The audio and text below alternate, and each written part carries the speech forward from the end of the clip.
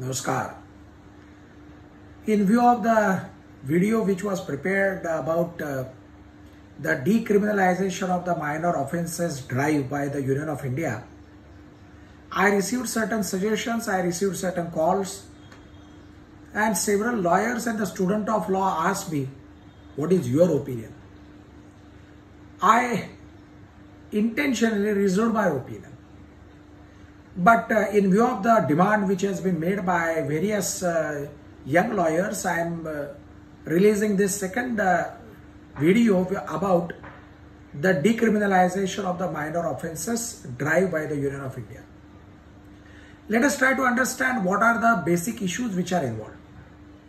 If we go to the Indian Penal Code, we will find that there is nothing like a minor offence and a major offence within the framework of Indian Penal Code. If we otherwise go to the jurisprudence, we will find that there are categories of the offence such as civil offence and the criminal offence. And how come this minor offence came as a phrase? That's a question. And now therefore, we will have to understand the reason as to why such classification has been made, which is comparatively an unofficial classification. For that purpose, let me take all of you back to the theories of punishment, and you will find the theories of punishment includes the reformative theory as well as compensatory theory. Now, by taking help of these two theories, we can draw a conclusion that it is possible to say that the drive to decriminalize minor civil offences is having an object of the reformative theory or achieving the object of the compensatory theory out of the theories of punishment. Let me elaborate. We are aware that there are large number of cases which are pending in the entire country. So therefore, it is absolutely correct that it is going to affect number of cases which are coming to the court of law. And now therefore there will be a direct impact on the lawyers who are practicing in the court of law. So therefore we will have to come to the conclusion, we will have to form our opinion, we will have to take our own independent decision whether to welcome or to oppose this. If we go back to the other factors or the other stakeholders who are concerned with this issue, then we are aware that the honorable judges are also overburdened, and the judges population ratio is adverse so far as the India is concerned. From 1986 it has not climbed much far, and that's a sad state of affair. We are aware about that.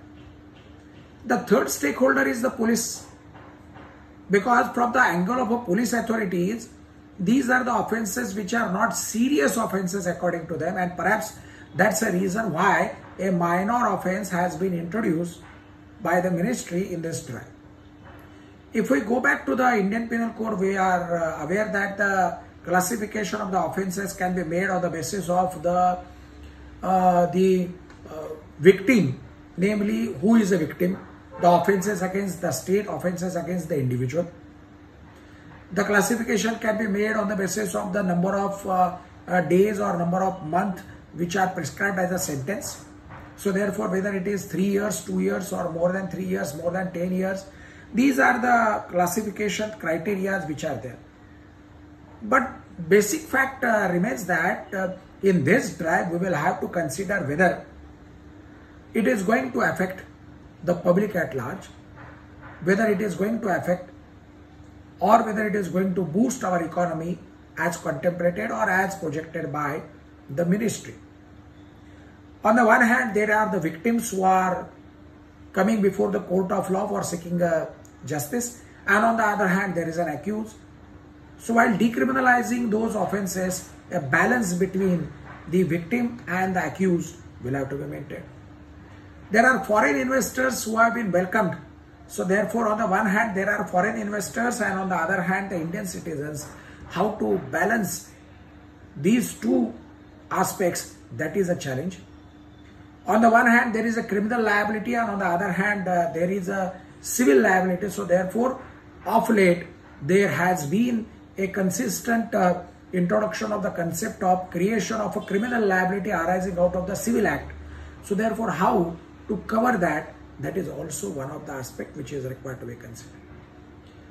By converting these offences into a compoundable offence, whether the wrongdoers will be encouraged to commit those acts, that is a question.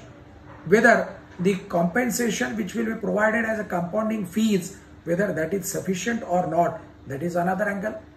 And most important angle is now whether this is going to create an impact on the lawyers, then what are the new options, new doors which are likely to open on account of this drive of decriminalization.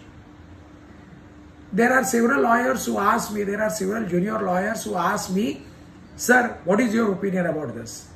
As I said that I have reserved my opinion, and even now also I am reserving my opinion and just giving few additional material as input from my side, and it is for you to decide. You will have to come with your own decision. You will have to take your own call and come to your own conclusion. Till that point of time, stay home, stay safe. Thank you very much.